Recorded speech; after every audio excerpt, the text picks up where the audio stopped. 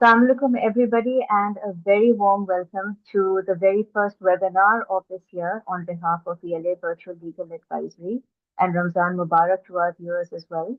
We've got a very exceptional and an esteemed guest speaker with us today, Oves Anwar, Director at the Research Society of International Law. Oves, thank you so much for joining us today. Thank you for having me. Always, every time you and I connect, or have connected in the last 2 years, in fact, it is always to discuss something that is very grim and very heartbreaking. The first time you and I met, which was 2 years ago at the PIAA, we were panelists to talk about the situation in Gaza. Last year, you and I both did a webinar on the Pakistan-India conflict. And this year, it's something very bleak, very heartbreaking, which is the US-Israeli invasion of Iran and then whatever has happened afterwards. So I would actually like to start by expressing my deepest condolences, in fact, to all the families who've lost 165 kids in Iran, and all the deaths that have taken place after that. It has been absolutely painful. It's painful to see everything that's happening at the moment. So, Awais, I'd actually like to start. I'm going to say a few things.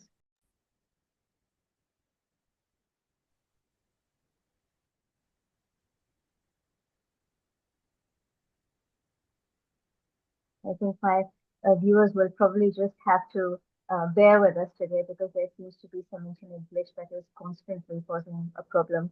Always, when we, as students of history, when you see the First World War and the Second World War, you see a very clear distinction between the Allies and the Axis, the good guys and the bad guys, which is what we have been made to believe, right, over the decades.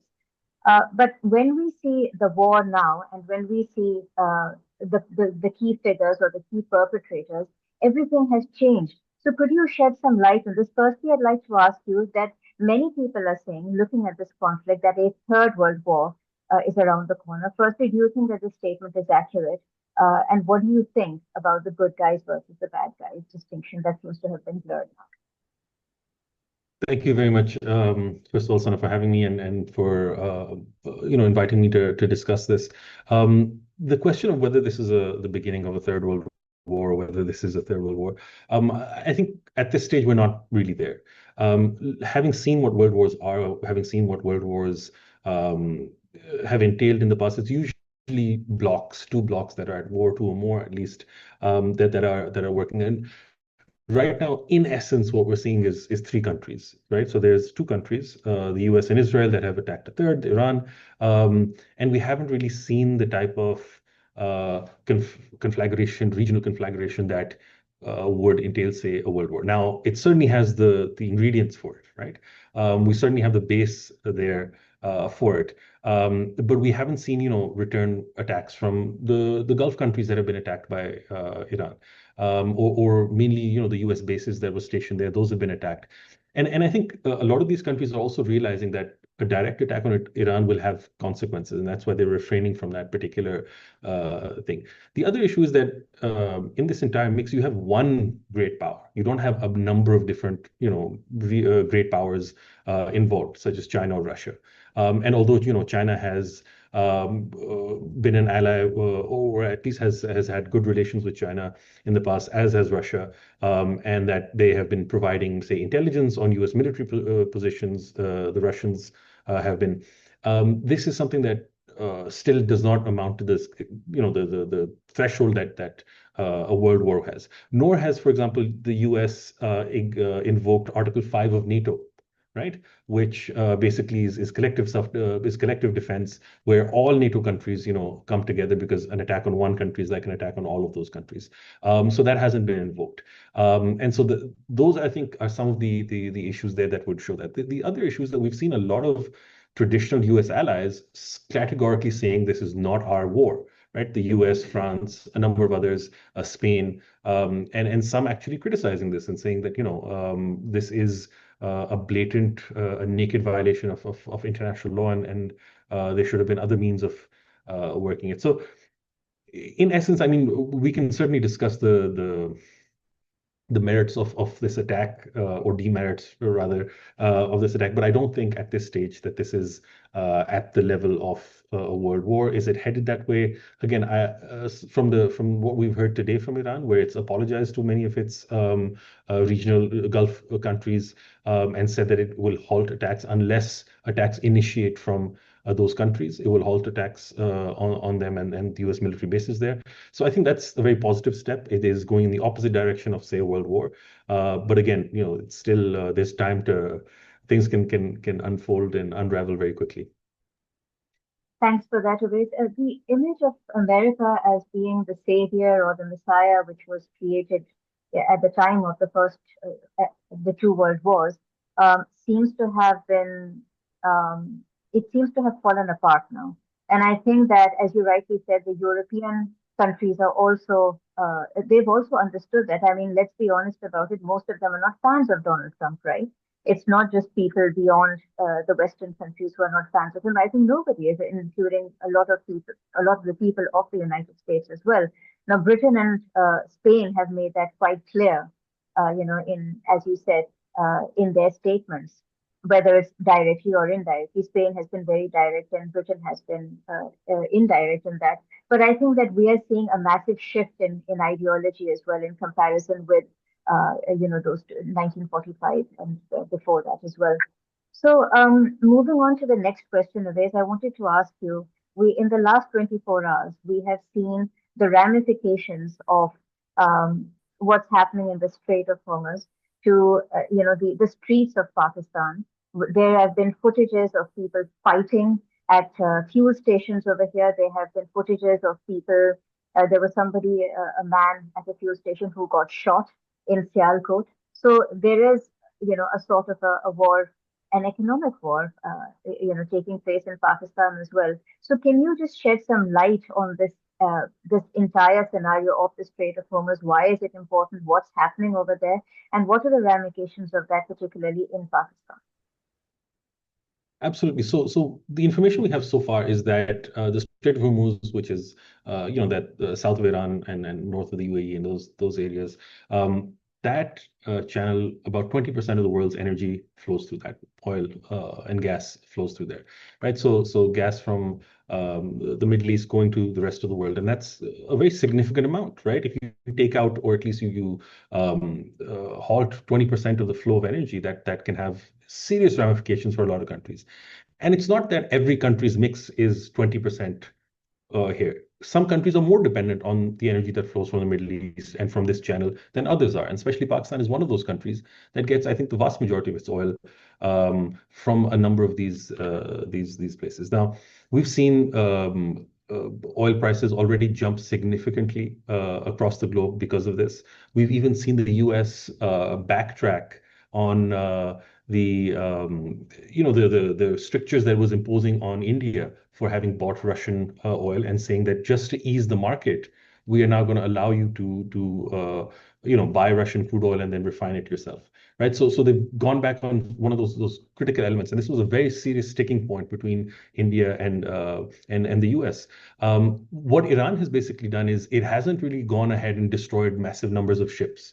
It is the threat really which is done. Now it's done some damage. There are about 5 tankers that we've heard of that have been damaged. I think some maybe 2, 3 crew members have also been killed, and there are about 150 ships that are stranded around that waterway as well, right? So now, but what Iran has been able to do is play with the international mechanism by which shipping is done, and one of the critical elements is insurance, right? So ships are not going to travel uninsured, right? In fact, there are laws in countries that you have to have this level of insurance. And much of this insurance is done in London. Lloyd's does this and it insures these things. Now, insurance companies do not allow you to go through active war zones, right? And Iran, with its very cheap drones, which are able to strike, undefended ships very easily, even if they're slow-moving drones, they've got, killing power and damaging power. So it's really the insurers and the shipping companies that are simply withdrawing from these corridors, and it's really having the same effect as shutting off the Strait of Hormuz, right? So you don't need to have massive missiles and a lot of equipment and a navy. And what we've seen so far is that the US has basically obliterated the Iranian navy.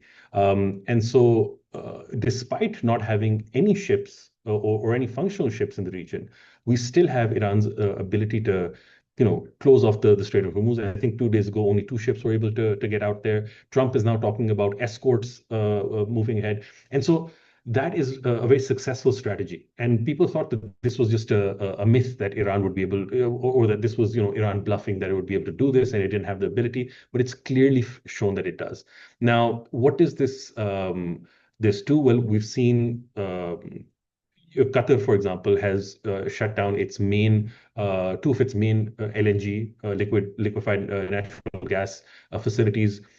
Europe is dependent like 30% on this, so it's having major global ramifications.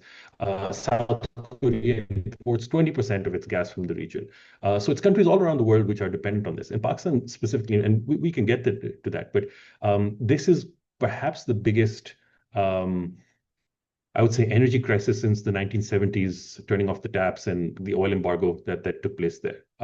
And there are some alternatives, but that getting those in place is going to take time. It's not something that's going to happen overnight, nor are they geared towards this level, this volume of demand. So, for example, you have Saudi Arabia's East-West pipeline, you have UAE's Fujairah route. But these are, these are more medium term as opposed to short term solutions to this. And so in the short term, you're going to have a significant uptick in the price, a surge in the price, and that's going to have a knock-on effect because we know when energy goes up, everything else goes up. So you're going to witness inflation, I think, throughout not just the region but the globe. The main point of all of this, of course, is to hurt the aggressors, to hurt the US and Israel. And of course, Pakistan being a third world country and a country that already, has a lot of poverty, of course, the impact of it is going to be huge. It already has. We've seen that in the last 24 hours.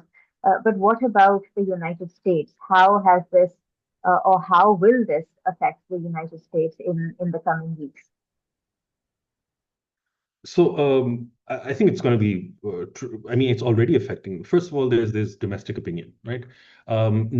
This war coming right after the Gaza campaign has been the turning point for, I think, much of the youth in America. And by youth, I mean, young adults as well. So we're looking at this Gen Z, we're looking at younger millennials who have simply understood and seen through this facade of Zionist pro-Israel talking points that we've seen parroted by U.S. politicians for the past several decades, right?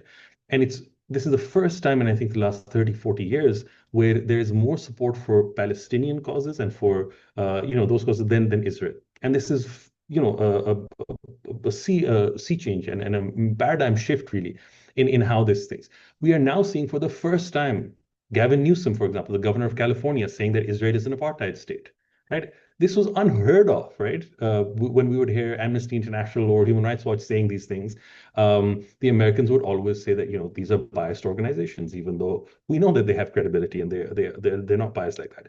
And so this is we're going through the midterm elections in the U.S. right now, and there are candidates who are losing because they are taking money from AIPAC or from the other Israeli pro-Israeli super PACs and whatnot. And so it's just upended the Israeli backing that had, and now really your old guard that you had in the US. So I think there's a fundamental change, and a lot of people have. I mean, I read on Twitter when I'm spending much of my time these days that Donald Trump wanted regime change in Iran. He's most likely going to get it back home, right? Where people are going to vote him out because of what he's done and how unlawful and how unnecessary this war was. And I think the biggest thing was nobody wants American soldiers or American lives to be lost for the sake of Israel. And that is something that is really, you're having both on the right, your Tucker Carlson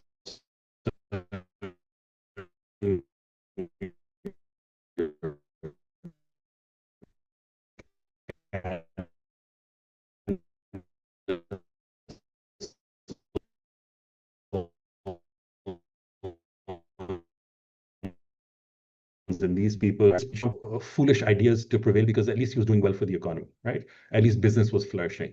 Now, if energy prices skyrocket. Businesses are going to take a hit as well. And so that I think is also going to deeply, deeply damage um, Trump. Now, overall, my opinion is this is a legacy killing event. And this is the foolishness that that Trump and Pete Hegseth and the US administration has done here for the sake of Netanyahu and the Israeli regime is simply, this is a political career suicide. In my opinion. I think many people are also wondering, including myself. Um, Iran seems to be obviously firing these missiles at Israel, and the missiles keep going on the Gulf. Well, they won't after today, which is what the Iranian president has promised. But why were no missiles sent from Iran to the US? Is that a technical issue? Do they not have the missiles of such a range? That is my question. Or do they fear that if they do fire something at the US, then the repercussions are just going to be of biblical proportions? What exactly is the meaning? S- So, Sana, I think so there are a bunch of reasons. One is the technical reason. Obviously, getting a missile all the way across the globe to the US is not an easy task. Secondly, they don't really need to. They are in a target-rich environment already. The Middle East, with the ambition that the US has had in building bases around the world, there are so many bases to attack, and they've demonstrated that, and they've obliterated billions of dollars worth of equipment, critical equipment that helped protect Israel, right? That doesn't exist anymore. So, for example, the numerous radars that they've hit in Bahrain, in Saudi Arabia, and a number of these countries, they were allowed for this early warning system to take place. And not only that, they tracked those missiles and then were able to use their THAAD missile system or their Patriot missile system, or integrate these radars were integrated with the Israeli systems and would allow for them to intercept these projectiles. The issue is that they've been hit. And now Israel, today the IDF said that we cannot guarantee that there will be early warning of certain of missile strikes. And so for the first time, they've come in and said we can't even sound the alarm, let alone hit these things, right? And we've seen those some will say therapeutic videos of Iranian missiles raining down on cities like Tel Aviv and hitting targets in Israel. So I think these are some of the reasons why Iran hasn't had to go there. There's a number of targets, very rich targets, and beneficial targets for Iran in the region. Now, we have to also realize that Iran is nowhere near, doesn't have the economic might or the military might that the US has, right? And there's enough mechanisms that the US has to defend itself, even against, however many strikes. Secondly, one of the strategies has been saturation strikes, right? So they send in hundreds of missiles or hundreds of projectiles or drones all at once so that it overwhelms their defense systems and their targeting systems. And so that can be done nearby, that can be done on Tel Aviv, that can be done in the Gulf, but it will be very, very difficult to do that in the US. So it could be symbolic, but not really, wouldn't really be have any real effect in the US. So, coming to Dubai, actually, uh, the image that that was created in everybody's minds of Dubai being the safest place in the world, the most luxurious place in the world, which it is one of the most luxurious places in the world. And I have to confess, every time I'm fed up of Pakistan, I feel that it's the easiest place to go to for a couple of days and just to relax and enjoy. So, how do you think, Oves, with whatever we've seen in the last 1 week, the way expats have just escaped, and when they couldn't find direct flights for them to make that 10-hour, 12-hour long journey from Dubai to Muscat by car, and then to take a plane from there and go back to wherever they came from. They've left their pets as well on the streets of Dubai, on the Oman border. And we've seen so much of chaos. I've seen so many footages of people arriving at London Heathrow, in Sydney, in Dublin, wherever. And they've been saying, that they were, for all intents and purposes, in a war zone. So, how do you think that this is going to impact Dubai in the long run in terms of people, all, especially British people? who left Britain because of the gloomy grey skies and the taxes and the asylum seekers and all of that, and they came to Dubai thinking that they were coming to some artificial paradise. So, what do you think is going to happen to Dubai now?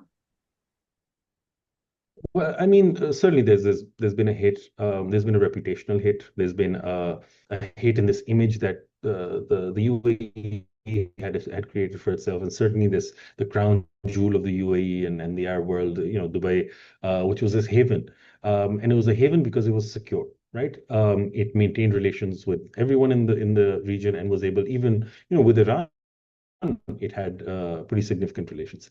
But what we saw over the past few years was UAE's entry into the Abraham Accords, which really upended a lot of the goodwill that it had generated in the region. And it almost became an actor acting on behalf of Israel and the US. And it's really strange to see why it was doing this. It had started funding, for example, anti-Muslim activity in Europe. We saw it looking at right-wing organizations and promoting those. So the UAE started playing a very dicey role, and I think it is, um, in that delusion that it would now be protected by the West and by Israel, its new ally. I was hearing that there are some, flights between Tel Aviv and Dubai are in the hundreds per week or per month, something along those lines, right? So there are numerous, I mean, there's a lot of activity, whether it's economic activity that Israel is bringing. So there's a lot of benefit to the UAE there. But at the same time, it was causing very significant problems with its neighbors, and it was causing problems with Pakistan. It was causing problems because once you're in the camp with Israel, you're also more in the camp with India because there's this natural affinity that India and Israel have. And so we saw the UAE trying to arm twist us, not being the neutral actor that it used to be, not having the same warmth that it had for Pakistan before. And this is a more modern phenomenon, especially after the Abraham Accords. So this was all something that was happening there. And I think this myth that the West would protect us or the US would protect us because it is the biggest war, that has been busted. The US will always prioritize Israel and will always prioritize itself. But itself, I understand. Everyone, self-preservation is a very important thing. But protecting Israel over the others, that really, I think, has left a bad taste in a lot of these Arabian countries in their mouths. Saudi Arabia is also in a similar boat where it has also cozied up to Israel, despite the Gaza war happening. And so I think these are some of the issues that have really changed. That there. This is going to affect Dubai and its prestige and its tourism and whatnot for a long time to come. However, depending on how peace prevails in the region, and I think one of the serious questions that a lot of these Arab countries are asking is why did we allow this to happen? Right? We should have foreseen what would have come about. And many are saying that there were a lot of countries that actually promoted this, that wanted the US to strike their arch enemy, at least Saudi Arabia's arch enemy. But then the Saudis are denying that. I think this is something that is really going to give them pause to think next time any such belligerence is promoted, especially on behalf of Israel. So, I'm going to make a statement and I'm going to ask you a question which is not legal, not political, but probably a moral question. Is this karma for whatever has happened in Gaza? Uh, and whatever we're now seeing in the GCC countries, because when Gaza was suffering, when the children were dying over there, when pregnant women were being murdered, when hospitals, when schools, when everything over there was being bombed, their entire infrastructure blown into smithereens, the GCC countries did nothing except issue uh, stupid statements. So in my opinion, in my humble opinion, I just feel like it's karma. So this is, of course, I mean, when we're having a discussion on geopolitics, uh, not always, what is it, cool to bring in religion or bring in things like karma or metaphysics or things like that. But um, my personal opinion, I am a believing Muslim. I really think this is God's way of getting back and at least bringing some level of justice to the situation because the level of injustice that took place, it shook the world. And there were many, many nights when, out of the sheer helplessness, me, my family, we wept and we were devastated by what was happening. Um, and there are many, many nights when we've prayed that, the same thing happens to Israel and they suffer in the same way. And not and we are sitting far away. We're not even Arabs. We're sitting. We don't even speak the same language. But imagine what God would be listening about the Gazan children themselves and what. So I don't think it's a matter of basic justice and God. We understand our Islamic conception of God is an immensely just God, right?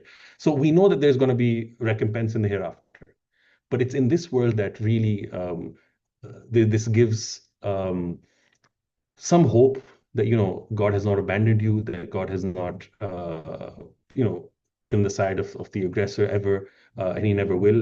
And so I think there is certainly that element of karma, that element of justice in this. He has also blinded the forces that came together. So the Confederates, the U.S. and Israel. It is such silly. I mean, we're looking at the reasoning right now. We're looking at Pete Hegseth and his calculus that this would be over in 3 to 4 days. You're going to kill the Rahbar, you're going to kill the supreme leader uh, of Iran. And then you think that they're going to let it go after 3 to 4 days. Like, I mean, what blatant nonsense, right? And if this is your strategic calculation, then you certainly deserve this level of return. Having said that, Iran is paying a very heavy price as well, right? So it's not all one-sided and just joy, for them. This is also a very difficult time for them, and certainly we must stand and provide our support in any way we can against this blatant aggression.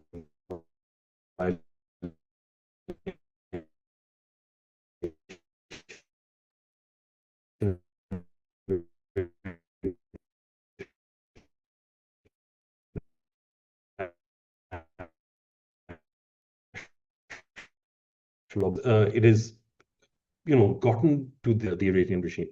And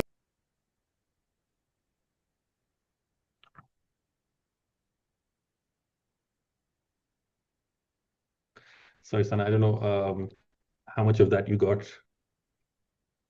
No, actually, I'm the one who should be sorry because of the issue at my end. No, just continue, Wes. I think you were saying something and then we got interrupted. Please do. Um, I forgot my chain of thought. Uh, yeah, so we can just move on to the next question. Always looking at whatever is happening over there, and then, you talked about the fact that the U.S. killed the supreme leader of Iran, and now they feel that in a couple of days, this is just going to end, but it's not going to end this way. And we've seen the Iranian foreign minister say, I think it was the foreign minister who said um, in one of these, with I don't know if it was CNN or which channel, he said that if the Americans feel that they can march on Iranian territory, they're most welcome. Let them come. So, do you think that this is, are they sort of threatening the US, or do you think that they actually have something planned? Because my only concern, and you rightly said that it's not as if Iran has not borne losses. Of course, it has. We're seeing the footages every day. There was another attack on a school, I think, just yesterday, and people, more than 1,000 people have now lost their lives in a very short span of time. So, if God forbid this situation occurs, where you have the US troops marching on Iranian soil, the way we saw in Afghanistan, the way we saw in Iraq, how well prepared do you think the Iranians are? First, do you think that the US will actually do it? Are they bluffing? Secondly, if they actually go ahead and do it, how well prepared are the Iranians to defend themselves? Oh, I mean, if there's a land invasion, first of all, it is going to be exceptionally bloody for the Americans. Iran isn't what Iraq was during the second Iraq invasion, the second Gulf War. Um, the Taliban was not the type of standing army that Iran is, and Iran, what they've been able to demonstrate, long distance warfare, that is significant, and they have well over hundreds of thousands of soldiers that are ready to do this, and they've demonstrated this. It's not something that is simply theoretical. when Saddam Hussein attacked them. The Iran-Iraq war lasted 8 years. They lost 1 million men. So if you're willing to put a million men, bury 1 million martyrs for yourself, that then certainly shows your resolve. And when it comes to the U.S. invading, this will be sold as as the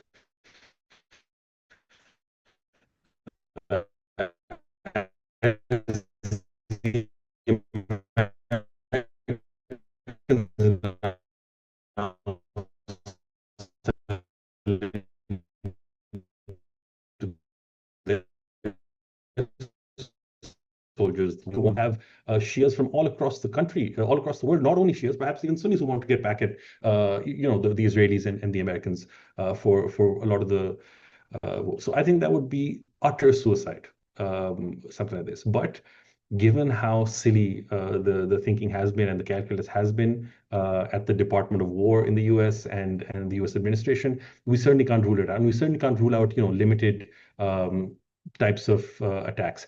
What happened, my understanding is that with the Maduro arrest or kidnapping really that Trump was able to do, and it was at minimal cost of life.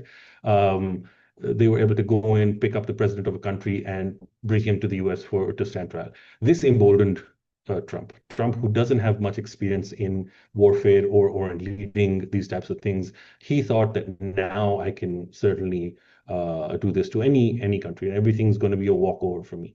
It clearly has blown up in his face, and this is all the reasoning across the board that this has blown up in his face.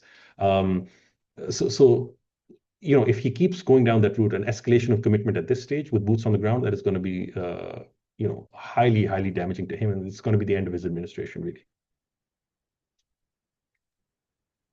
Thank you for that, Awais.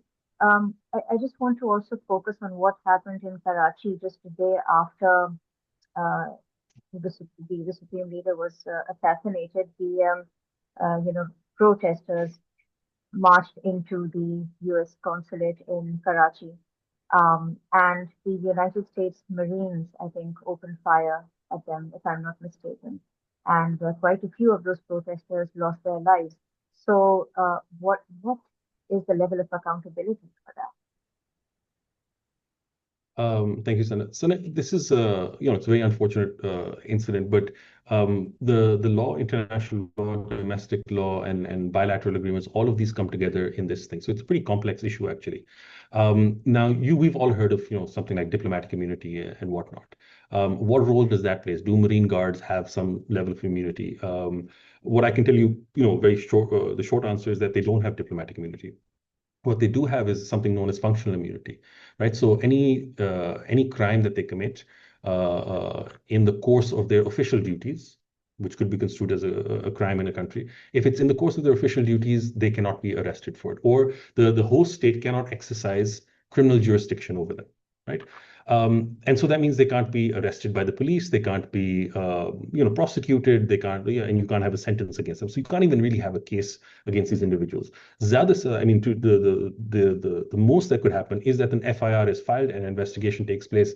Beyond that, these people would have to be surrendered by their home state. In other words, the home state or the US would have to withdraw immunity of these individuals. The other thing is that sometimes there are bilateral agreements. Whenever the US stations forces in another country, they have something known as a status of forces agreement with the host country, right? So, US forces in Japan, Okinawa, US forces in South Korea or in other countries. So this status of forces agreement outlines what immunities, privileges, and protections and obligations US forces have in relation to that host country. Right. And often there are immunities for domestic prosecution as long as they're prosecuted back home or there's now as we mentioned, Pakistani law would apply, even though a lot of people consider this a consulate or an embassy to be considered sovereign territory of the sending state or the US. That is incorrect. That's a myth. The embassy always remains the territory of the host state, right? It's just regular territory. What we also see is Pakistani law would therefore apply because it took place in Pakistan, right? At the same time, these are US soldiers. And so while territorially we can exercise jurisdiction, The US soldiers are subject to what is known as the US Military Code of Justice, right? So the USMC, and so if they exceeded their authority, or if they violated any of those terms, and if these could be considered violations of the US military code, then they could certainly be court-martialed within their own framework back in the US. Is that likely? Absolutely not. These people are already considered heroes, these US Marines in the US, and we've seen statements from US senators and government officials. What could Pakistan do in this situation? Well, first of all, you have to have an FIR. I think I'm not sure if that's been registered or not. Secondly, there has to be an investigation based on that. Then a recommendation has to be taken place by the police that, how do we proceed with this? And that is where the Foreign Office comes in. The Foreign Office can, and the government of Pakistan can request for the US to withdraw immunity from these people and surrender them to us. Now, this will only be symbolic. The US is never going to surrender these individuals to you, these fighters. But that is the regular course of how these things take place. The problem that I see, we have to be fair on both sides, right? Was this protest merely a protest? Was this, just random firing into a crowd? No, it wasn't, right? We saw, or at least we have evidence to suggest that this protest had become violent and that it was attacking the consulate, the U.S. consulate. And in those circumstances, an attack on an embassy under Pakistani law, under the Anti-Terrorism Act of 1997. Just read Article 6, Section 6 of the Act, and it clearly says, this would be an act of terrorism, right? So attacking a foreign government, or overawing and trying to coerce a foreign government is a form of terrorism, and attacking an embassy really fits within that definition, causing harm like that. Or well, we also saw people that were armed. At least this is a video. I haven't verified it personally, but there were people who were shooting at the embassy. That if somebody is shooting at you, regardless of whether you're a US Marine or whether you are a Pakistani soldier or even a regular citizen, you have a right of self-defense, right? And this is in the Pakistan Penal Code. You have Section 96 to 106 of the Pakistan Penal Code, which gives you private defense, right? So you don't have to have any immunity. This probably would not be a crime under that if it can be demonstrated that this was shown as self-defense there. And secondly, the people who instigated this there might be a case against them, because Pakistan the primary obligation on defending diplomatic premises or consular premises is on the host state. So it was Pakistani Rangers, Pakistani police that had to have defended this. And where they failed, that's where US Marines were entitled to defend themselves under self-defense, and their obligations under their own domestic law. So one last question for you, Oves, and thank you so much for explaining that in so much of detail. Um, because I think many people are not clear on the legalities. Many people, you know, things are just so foggy at the moment that it's very hard to see what is right, what is wrong, what is justifiable, and what is not justifiable. And I wanted to ask you that with everything that's happened, and with Iran playing a sort of, game of chess with the US and with Israel, with whatever's happened in the GCC countries. Do you think that there is now, I know that this is probably not something that may happen in the immediate future, but do you think that at some point, is it likely for there to be some kind of mediation when Iran also realizes that they are suffering a lot of losses, within their own country? Um, it takes a toll on an entire nation. So and if so, when do you think that mediation is likely to come up? So I think there's always, I mean, the only resolution to this conflict is either is through mediation, right? We've seen that the US does not have the appetite really to go in and really cause regime change. No one's coming out in the streets as they expected. Raza Shah is not going to be brought in anytime soon to be the transitional leader, and the messiah that the Iranian people are waiting for. We clearly know that, right? And in fact, I find him to be a hilarious figure throughout this entire thing. Just egging on the Israelis to kill his own people, and the Americans to kill his own people, and then wanting to become their leader. So I think he's a bit of a farce as well. But what we're seeing through this is that it is going to be some level of mediation, and we're already seeing that. Right. And I think Pakistan is also playing a role to an extent where, for example, Pakistan insisting on to Iran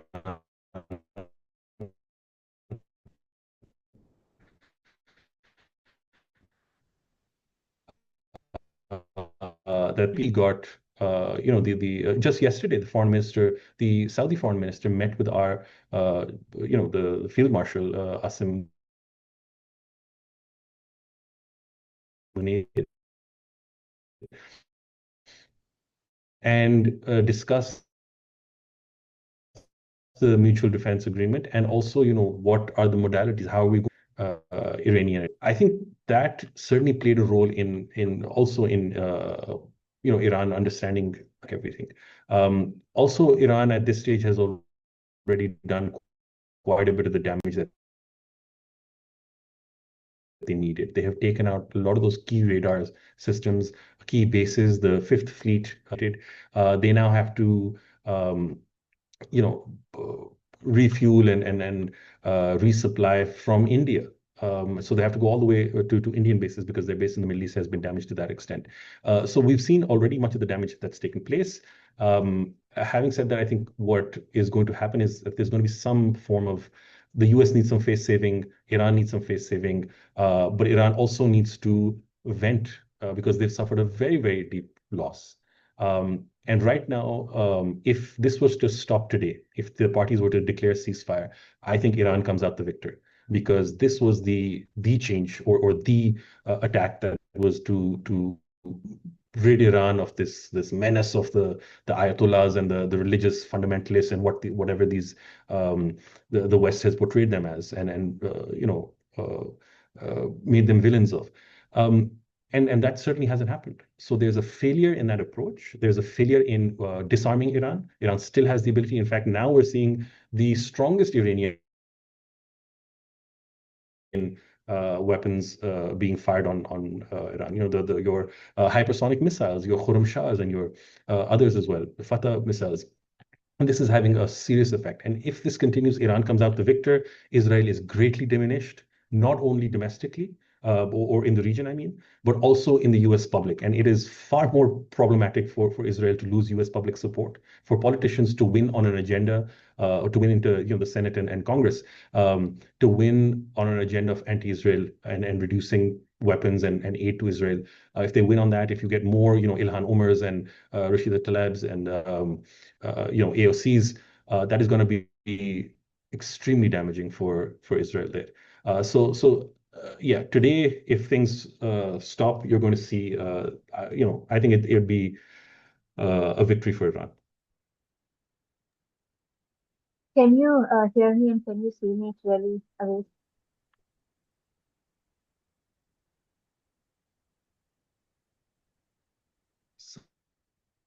Then I can't hear you, um, and your picture's frozen as well. Yes, not much. Can you hear me now?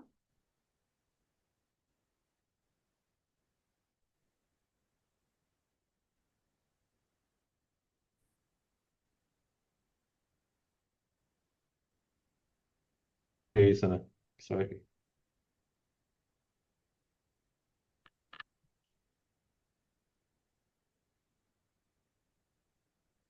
Awais, can you hear me?